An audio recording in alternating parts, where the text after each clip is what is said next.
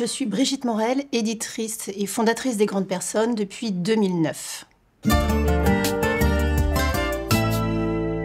3 mots pour les grandes personnes. En premier, quand même, la créativité. En second, la fidélité et la disponibilité.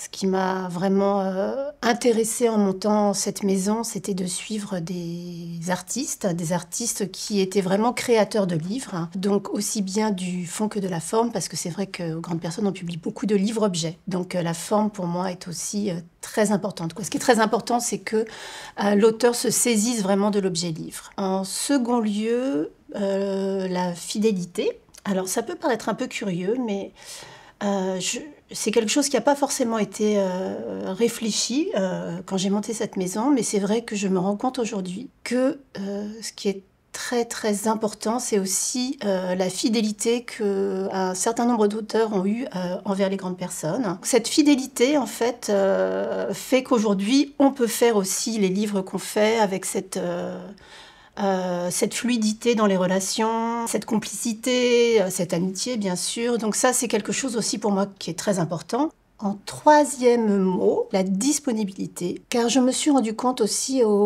tout au long de ces années, donc dans une petite structure comme les Grandes Personnes, que c'était très important d'être disponible pour tous les gens qui gravitent autour du livre. Donc que ce soit bien sûr pour les salons, mais aussi les bibliothécaires, les médiathécaires, le personnel petite enfance, les associations aussi qui font souvent un travail magnifique. Donc en fait j'ai appris aussi à connaître ces gens-là, à être présente quand ils me demandent de venir pour faire des présentations. Voilà. Et ça c'est quelque chose aussi qui pour moi est devenu très important au fur et à mesure des années et qui prend de plus en plus de place aujourd'hui. Un livre de littérature jeunesse important pour vous. Feuilles de Katsumi Komagata. Alors, ça fait partie des livres importants parce que quand j'ai découvert ce livre, là, c'était au début des années 2000, je pense, quand il est sorti, je me dis, un livre, ça peut aussi être ça. Et ça, c'est vraiment formidable. C'est un livre qui est fascinant, donc il n'y a pas de texte. Il y a un texte juste au début, mais qui dit le principal. Et après, c'est vraiment un livre tout en découpe. Très très beau livre qui est très très fascinant aussi à manipuler. La façon dont j'ai voulu faire de l'édition, c'est vraiment ça, essayer de faire des livres différents et des livres fascinants. Moi, ce que j'adore, c'est quand les gens ouvrent les livres et voilà, je les vois sourire, dire « Oh, c'est beau, oh là là ». Voilà. Il y a aussi toute cette émotion de l'objet livre qui pour moi est vraiment hyper importante et qui est une magnifique récompense quand je vois les adultes d'ailleurs ou les enfants manipuler les livres. Un livre qui vous a donné envie de devenir éditrice. Alors moi, c'est pas forcément un livre qui m'a donné envie de devenir éditrice, c'est ce milieu en général, c'est les auteurs. Mais je pense qu'il y a quand même quelques auteurs qui, pour moi, ont été très très importants, ils le sont toujours d'ailleurs. C'est bien sûr Katsumi Komagata et Bruno Munari. Donc j'ai la chance aussi aujourd'hui d'éditer, de rééditer. Ça, c'est un grand plaisir. Donc là, par exemple, il y a les 3 premiers livres de la collection Little Eyes. Donc c'est des livres que Komagata a créés au moment de la naissance de sa fille, avec des petites fiches toutes simples, donc à montrer au bébé. Donc des choses vraiment, des jeux très très simples pour apprendre, pour guider aussi les premiers regards du bébé. Donc ça pour moi c'est vraiment un travail graphique qui bien sûr est un peu particulier aussi, qui peut sembler un peu particulier, mais qui est vraiment formidable à découvrir avec des tout petits bébés de vraiment quelques mois. Et puis un autre auteur bien sûr qui est important pour nous tous et qui était aussi très important pour Komagata, c'est Bruno Munari, artiste italien qui a aussi fait des livres absolument extraordinaires pour les enfants, mêlant aussi plusieurs matériaux, comme on peut le voir ici dans Le Brouillard de Milan. En fait, la découverte de ces livres, pour moi, ça n'a pas été forcément de me dire c'est ces livres-là que j'ai envie de faire en fait. Ce que ça me dit, et je pense qu'il est toujours d'actualité pour moi, c'est de trouver des artistes qui ont une vision très particulière du livre jeunesse. Ça, c'est vraiment très important. Moi, j'aime bien travailler avec des artistes qui sont aussi des chercheurs, qui cherchent beaucoup. Je travaille avec beaucoup d'artistes qui font des sessions en crèche, qui sont vraiment aussi sur le terrain et qui développent leur propre univers en fait. Le premier livre que vous avez publié, c'est le magnifique Pinocchio de Carlo Collodi, illustré par Mattotti.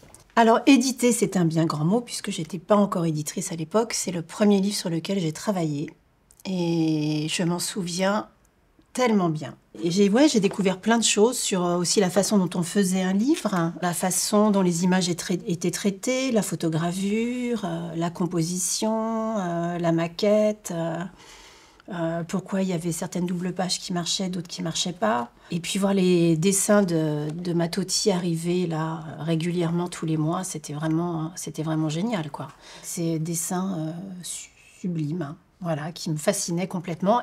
Pour moi, ça a été vraiment une magnifique découverte du livre imprimé, en fait. Un des titres récents que vous avez édité. Mes saisons de Bernadette Gervais. J'ai choisi ce titre pour une foultitude de raisons, en fait. D'abord parce que c'est Bernadette Gervais. Donc Bernadette, avec qui je travaille depuis maintenant une trentaine d'années. Donc c'est vraiment une des autrices qui est très importante pour moi. Donc ce livre, c'est un mélange, c'est une balade dans la nature, et c'est un mélange de photos et d'illustrations. Donc c'est un imagier aussi un peu poétique, mais qui est vraiment plus sous la forme balade, promenade. Éditrice, pour moi, c'est assez rarement recevoir un manuscrit et l'éditer, quoique ça peut arriver aussi. Mais c'est vrai qu'avec ces auteurs avec lesquels je travaille depuis longtemps, donc comme Bernadette, on échange tout simplement, on parle. Elle me dit « Oh, j'ai une idée, qu'est-ce que t'en penses ?» Alors des fois, je dis « non ». Et puis des fois, je lui dis « Ah ouais, ça a l'air super ». Ou des fois, quand elle est vraiment... elle tient à quelque chose, elle me dit « Non, mais tu vas voir, tu vas voir ». Et j'adore aussi quand elle me dit ça. Donc c'est vraiment un échange qui peut être justement assez simple, en fait, parce qu'on se connaît très bien. Cet échange, pour moi, est totalement capital. Je m'en suis rendu compte pendant la pandémie, par exemple, même si je le savais déjà avant, mais... en 2020, quand on s'est tous arrêtés de travailler dans nos bureaux du jour au lendemain, et donc je me suis retrouvée à travailler seule chez moi, je me suis dit que ce métier, sans voir les gens, n'avait aucun intérêt. Un livre que vous avez édité, particulièrement important pour vous. Je n'en ai pris que 4, ça a été très difficile. On va peut-être commencer par celui de Philippe Huget, Drôle d'oiseau. Drôle d'oiseau, ça a été ma première expérience vraiment du pop-up. Philippe, c'est quelqu'un qui vient du Gravesine, qui faisait des livres tout seul dans son garage, qui les imprimait en sérigraphie, qui les montait, qui les vendait, il faisait absolument tout. Et en fait, j'avais jamais fait un livre aussi compliqué. Je l'ai trouvé magnifique, tout était magnifique. Donc là, on voit bien qu'il s'agit de quelqu'un qui pense ses illustrations en volume.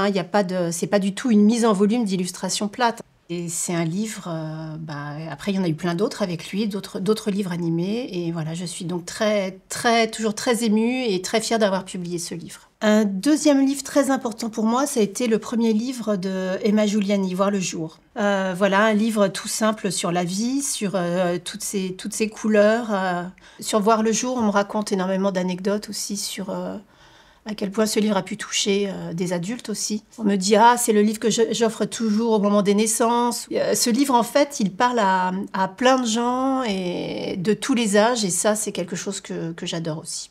Un autre livre important pour moi, c'est bien sûr aussi un livre de Lucie Félix, Prendre et donner, qui était aussi une sacrée gageure. Quand Lucie m'a présenté ce livre, en fait, j'avais jamais fait de livre comme ça, avec ces pièces donc on enlève, qu'on doit après glisser à la page suivante. Alors là, une grande aventure au niveau de la production pour pouvoir le produire. Mais je me suis dit, il se passe vraiment quelque chose dans ce livre, hein, surtout bien sûr le premier mécanisme, prendre et donner, qui est vraiment génial au niveau de ce qu'il raconte, de la manipulation de l'enfant. Et je devais aussi, bien sûr, présenter un livre de Dominique Erard. Ça, c'est vraiment aussi pour moi un livre que j'ai adoré le découvrir quand il me l'a présenté. C'est aussi un joli succès des éditions des Grandes Personnes.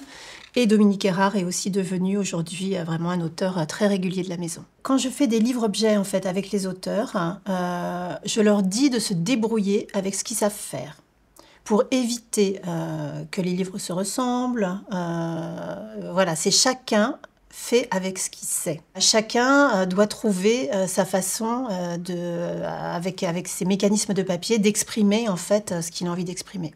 C'est vraiment ça, comme ça que je travaille. L'archive surprise choisie par l'heure joyeuse. Ah, ce livre, c'est un livre de Dieter Roth, je crois, mais je ne connais pas le titre, avec des découpes qui forment plein de nouvelles images. C'est magnifique. C'est vrai que quand on voit ça, on se dit parfois que tout a déjà été fait. C'est pour ça qu'il ne faut pas trop en voir. Non, c'est vraiment beau. Il y a aussi celui-là.